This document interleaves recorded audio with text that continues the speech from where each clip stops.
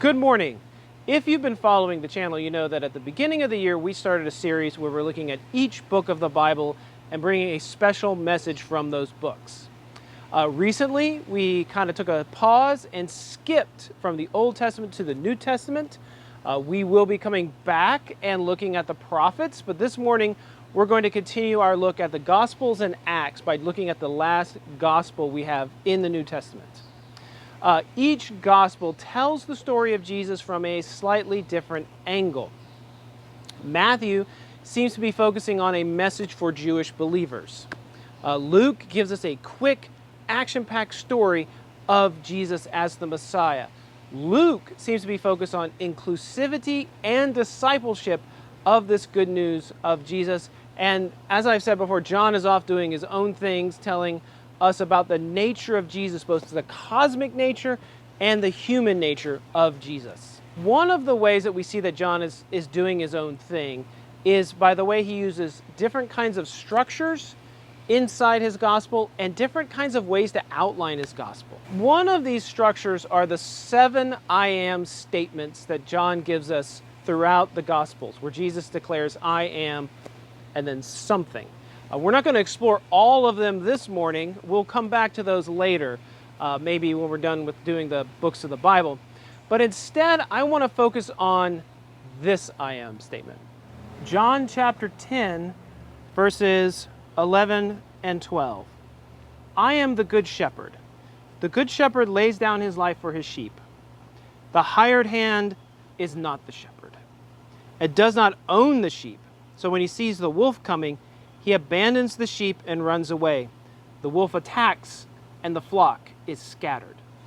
Here, Jesus identifies himself as the Good Shepherd. He describes why he is the Good Shepherd and who his flock is.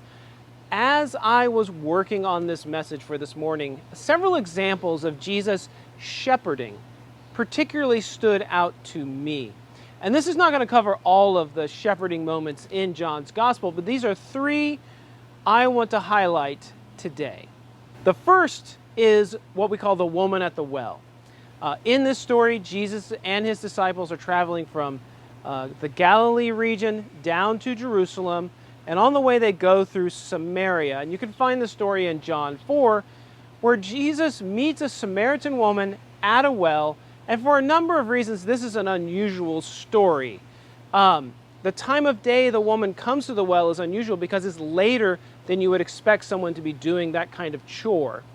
Jesus, a Jewish man, essentially a rabbi, speaking to a woman, a Samaritan woman no less, he even asks her for water from what would be ceremonially unclean jar that she would give him, is very unusual. And in this unusual encounter, Jesus meets the woman where she is and shepherds her. She is doing her daily tasks of gathering water, and Jesus is there. She has a complicated personal life and personal relationships, but Jesus meets her there. The Good Shepherd doesn't wait for the sheep to come to him. No, he goes to the sheep, meeting the sheep where they are, meeting the sheep in their complicated personal lives and meeting the sheep in their everyday lives. Jesus meets us in our lives and where we are. He doesn't wait for us to get to him. He comes to us. The second shepherding story is often called the woman caught in adultery, and you can read that story in John chapter 8. In this story, religiously and politically powerful men want to trap Jesus. So they use a woman as a tool to test and trap him. Quick note, it's always good to ask, where's the man in this story? We don't get that answer, but we might kind of get that answer. But Jesus doesn't take the bait. Jesus instead writes on the ground, and Jesus challenges these religiously and politically powerful men that if they haven't sinned, they should cast the first stone. And you can read this whole story in John chapter 8 if you're interested. All of these men all of these religiously and politically powerful men have sinned as part of this plot to trap Jesus, have sinned by using this woman and abusing this woman as the bait in a trap. But once again, Jesus is shepherding. He's shepherding those men. They don't necessarily like his shepherding, but he's also shepherding the woman. And once again, Jesus finds himself alone with a woman, and he has the opportunity to be her shepherd. He doesn't condemn her for the sin that she has committed, but as the good shepherd, he's going to challenge her to leave her life of sin behind. Don't stay where you were, move to a new place. The good shepherd isn't here to punish or condemn the sheep. The good shepherd is here to challenge us as his sheep to live better, godly, holy lives that reflect Jesus as we go about our daily lives.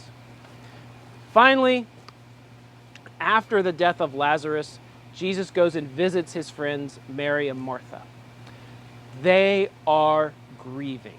They are grieving and mad and angry. They are grieving because their brother is dead. They lost their brother to death. They are mad because Jesus didn't show up in time to save Lazarus. And instead of defending himself or defending God or defending Jesus, Jesus instead acts as the good shepherd and meets Mary and Martha in their anger and in their grief and weeps along with them. The good shepherd joins us in these difficult times of anger and grief. The good shepherd doesn't leave the sheep alone in difficult times of anger and grief. As the good shepherd, Jesus meets us as sheep where we are, in our daily lives and in our messy, complicated personal lives.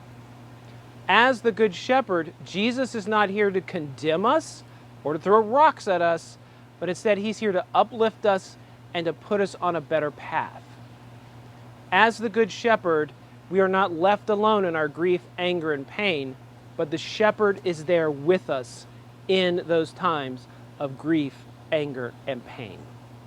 If you found this helpful, if you found it encouraging, please feel free to share it with anyone you know who needs to hear this encouraging message about Jesus as our good shepherd.